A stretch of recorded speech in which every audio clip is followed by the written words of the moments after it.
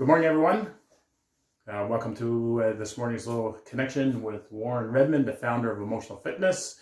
And Warren's going to take the next few minutes and share a little bit of his work that he's done over a number of different years.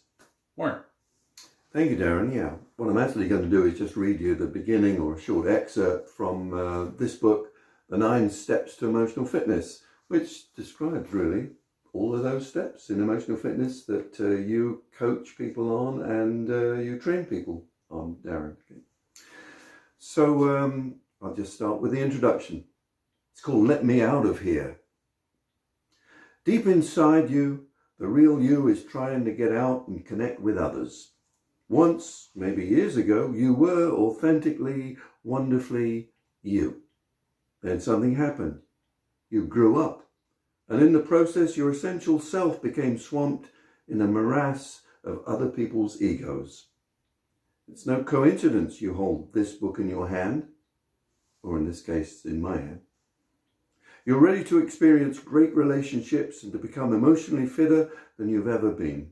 What happens when you're emotionally fit? Your life, your relationships, your career, and your general health become the best they can be. You become free from fear and live the life you dreamed of, even if nothing around you changes. The journey into our emotions, into inner space, is possibly the last great journey left for humankind. It's certainly the most important ever taken. Imagine if we were all secure within ourselves, were able to be authentic and at the same time take full responsibility for our own actions. Imagine if we understood and could articulate our deepest wishes and treat ourselves and others with the same honourable respect. Just imagine. This is the journey I've travelled on for the past 30 years. Actually, it's 40 years now, but I wrote this 10 years ago. This is the belief and the imagination that has drawn me to work with others on their own journeys of self-discovery. One step at a time, the world can become a better place. It can be fun and the most enjoyable experience of your life. It can be sometimes a long, hard and rocky journey fraught with disappointments and setbacks.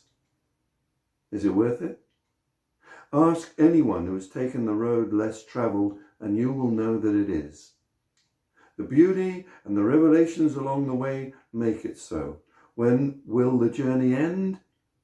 Hopefully never.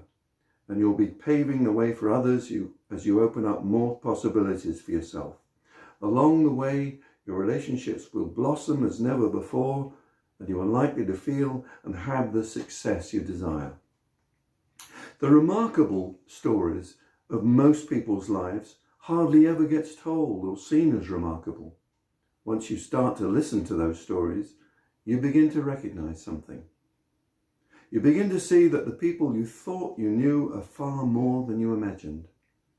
What you've been seeing is the outer manifestation of all the layers that have masked the real person inside.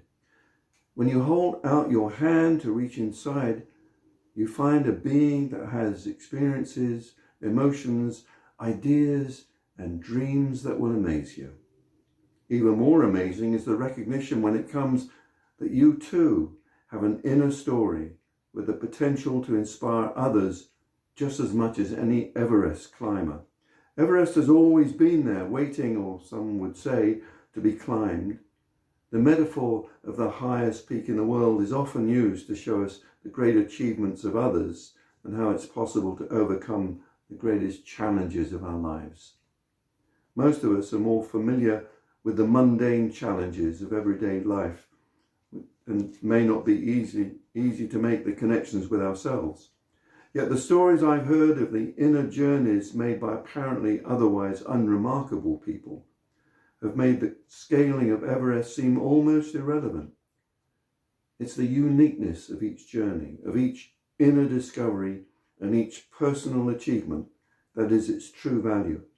For the true value of each life is in its own unique experience. That's the start of that book, and the rest is the journey of emotional fitness work.